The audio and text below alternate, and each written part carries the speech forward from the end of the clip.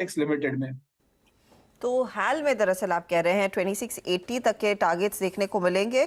कुछ देर पहले स्वाति ने भी हाल पर ही नजरें गड़ाई और 2640 दरअसल उनका टारगेट था। तो ये एक मोमेंटम वाला ट्रेड जाहिर तौर पर उभर कर आया। अच्छा, कुछ और स्टॉक्स आपकी स्क्रीन पर लेकर आते हैं जहां पर हमने देखा है कुछ हरकत दिखने लगी है, जोर दिखने लगा है। बैंकिंग काउंटर्स का तो दबदबा बना हुआ है, लेकिन दबे पांव से अब बायोकॉन में भी थोड़ी सी हरकत देखने को मिली। मुझे याद है दोपहर के कार्यक्रम में एमसीएक्स का भी जिक्र हो रहा था। वो भी एक स्टॉक है जो पॉजिटिव साइड पर ट्रेड करता हुआ दिखाई दिया है।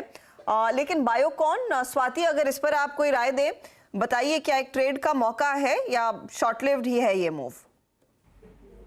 हमने देखा कि कल 217 के आसपास उसने एक लो करके बाउंस बैक रैली रखा। मुझे लगता है बाउंस बैक रैली भी शॉर्टली हो सकती है, जो कि काउंटर को लोकेशन होते हैं 20 डीएमए के आसपास तक, जो कि 234 235 का लेवल से, तो वहां तक ये रैली हो सकती है। अभी जो हम पुल बैक रैली देख रहे हैं, अगर इसके ऊपर क्लोजिंग रखता है, सस्टेन होता है, तो ये पुल बैक रैली कंटिन्यूड होगी। बट मुझे लगता है ये काफी शॉर्टली रहेगी कोई, क्योंकि मेजर ट्रेंड रिवर्सल नहीं है टेक्निकल सेटअप्स पे। तो अगर जिनके पास लॉन्ग पोजिशन है 35 के आसपास, you should book your profits.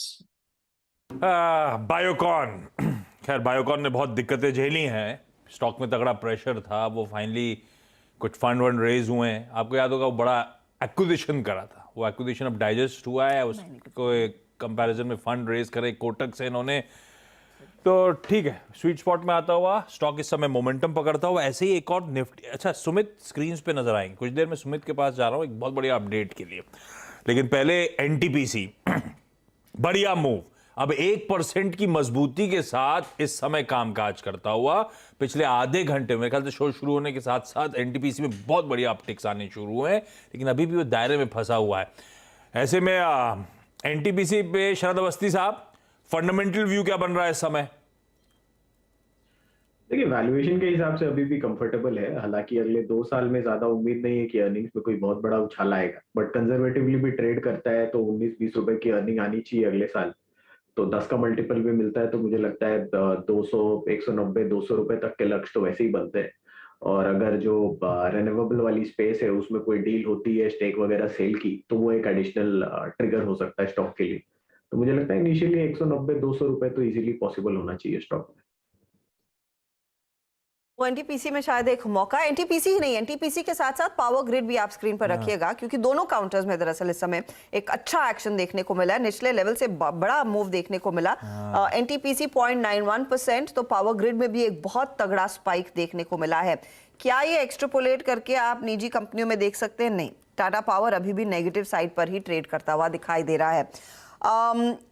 इस पर इनफैक्ट रुचित, एनटीपीसी और पावर ग्रिड दोनों में बहुत स्ट्रॉन्ग मूव इस समय आता हुआ दिखाई दे रहा है। क्या ट्रेड लेंगे?